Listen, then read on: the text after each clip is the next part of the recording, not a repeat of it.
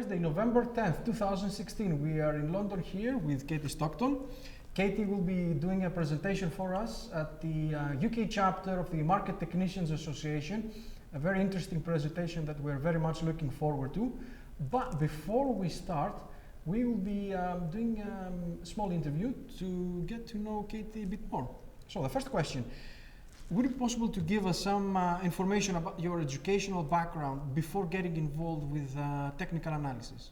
Of course. So I was always into math. So as a young girl, I was more interested in math than most subjects. And I think that somehow put me on the track to get into finance, sort of the business, more practical elements of math. And I ended up at a school called University of Richmond in Virginia. And that school, I was fortunate enough to be able to take a course in technical analysis at that school. So it was one of, I believe, 12 universities in the States at the time that actually offered that coursework, which was quite a treat because the school only has 3,000 students. So the fact that I was able to access that curriculum was really quite good. So I graduated from college with a CMT level 1. So that was your first exposure in technical analysis? You know, I had actually been exposed to it a little bit earlier when I had an internship. So an internship brought me to Payne Weber, and one of the brokers had on his desk a report from a firm called Dorsey Wright and Associates, which is also in Richmond, Virginia, and they do point and figure charting. And I said, well, what is that? You know, you see the X's and O's, and you know, it's a point of interest certainly from my perspective, where it was just a little bit more, you know, intriguing visually than most of the things sitting on his desk. So I asked about it and inquired about an internship with them, and then took on an internship there. Got it. So you really picked up for the first time from there. So can you give us an update now, what you do currently, what's your day-to-day responsibilities and the hardest and easiest part of your work? Right. Well, now I'm a publishing research analyst, so I do technical strategy research, focusing primarily on U.S. equities, but I do a bit more. Of course, it's become a global marketplace these days. So I write research for clients that are institutional, and they're mostly hedge funds and mutual funds, and we focus on a variety of topics, and I do a lot of project work for them where we're looking at watch lists and reviewing different scenarios, and you know, a lot of hand-holding through certain environments that are a bit more you know, worrisome to investors. So that's probably the hard part, but it's also the part I love the most, is when you have a challenging environment and the charts can add a lot of value during those environments. So it can be stressful, but I think it's where we can really add some value. And how do you find the reception of technical analysis through the institutional investor community? It's grown over my career, which has spanned about 20 years. It's grown immensely, and I'd say it's somewhat parabolic in its trajectory. Now I've noticed that more and more fundamentally oriented investors are taking it on as a new discipline, just having found that this sort of macro-driven tape that we're in really lends itself to more of those top-down overviews, and I think they're finding some, you know, information from the charts that before they hadn't even sought out. So definitely a growth trend, definitely has accelerated and has become increasingly professional, where it's being practiced in institutions, not just by day traders, you know, as I think it was first perceived.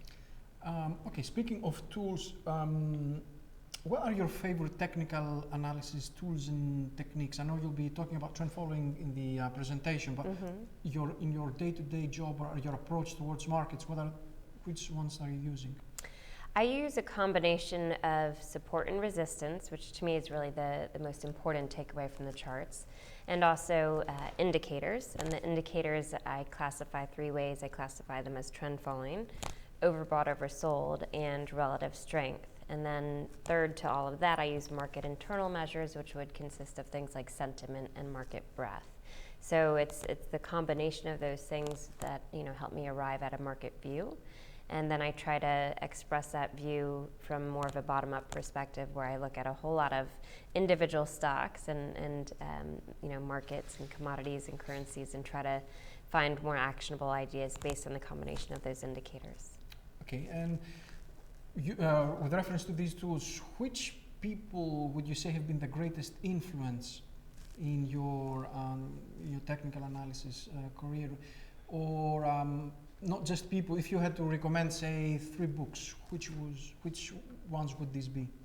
So when I think about my mentors, of which I've had several of them, I'm quite fortunate. And in fact, all of us are quite fortunate because we can really access the people that created some of the indicators that we use.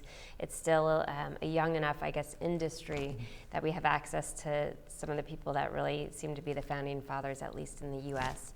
I know it's been around for hundreds of years, but at least in the current practice. So Ralph Acampora stood in front of that class at University of Richmond and tore the Wall Street Journal in half and said, you don't need this anymore.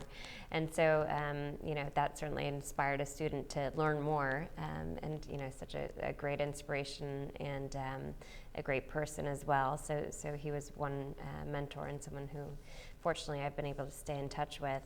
And I would also give a lot of credit to Mike Hurley, who I worked for when I lived in San Francisco. And he taught me a lot of the indicators that I use today. So, you get very comfortable with the methodology, and I believe he found a good one, and I thank him for that. And I'd say finally Rick Bensignor, who taught me a couple of my disciplines that are more unique, and I think give me sort of an information edge, like the DeMark indicators or the CLAD model, which is, it's something that not everybody has heard of, and I like that. It's something that we can then teach to clients and use in our practice. As for books, I'm probably a little bit stale on my reading, but Jason Pearl wrote a book on the DeMark indicators, and that's quite good. So that's been probably one of the more recent ones that I've enjoyed. Oh, okay. And technical analysis principles. If you could distill your knowledge in 3 principles, for example, don't fight the Fed or don't fight the trend. 3 principles, axioms. Which ones would this be? That's a good question. I would say I would go back to the support and resistance as really being the best takeaway from the chart. So if you can become adept in identifying those levels with some level of accuracy, and I just think you're better off. So that would be a very sort of important concept in what I do. In terms of 2 others, I would say, listen to the market. Not to oversimplify things, but honestly, it really makes sense to remain fluid because the market really dictates that. So to not be afraid to react to certain price action, because price action has a lot of information in it. So I would certainly say listening to the market is important. And then finally, don't be afraid of counter-trend positions. We have a lot of tools that not only help us identify trends, but also help us identify when they're exhaustive, exactly. So, and there can be a lot of upside in those types of positions. So I just think as a contrarian by nature, in a way, that those appeal to me. Okay. You mentioned that you had almost a 20-year career in technical analysis. If you could call up Katie 20 years ago, what would you advise her? Oh gosh, that's a good question. Of course, any practical experience that you can achieve, whether it's in the industry with an internship or working closely with a professor, something like that, I would recommend that. I think we all sort of learn from our mistakes as we enter the workforce, and I would say probably one of mine was not having a sense of much more than my job, so not having a greater sense of where I fit in to the broader spectrum of what my company was doing at the time. So with hindsight, I think that would have been beneficial to have taken it upon myself to learn more about the company that I worked for and how the technical analysis that I was doing really fit into the bigger picture. Got it. Fun fact, and that's the last question of the interrogation. Fun fact: how does Katie relax outside of market hours? Oh gosh, well, with my family, I have 3 young children, and they keep me busy.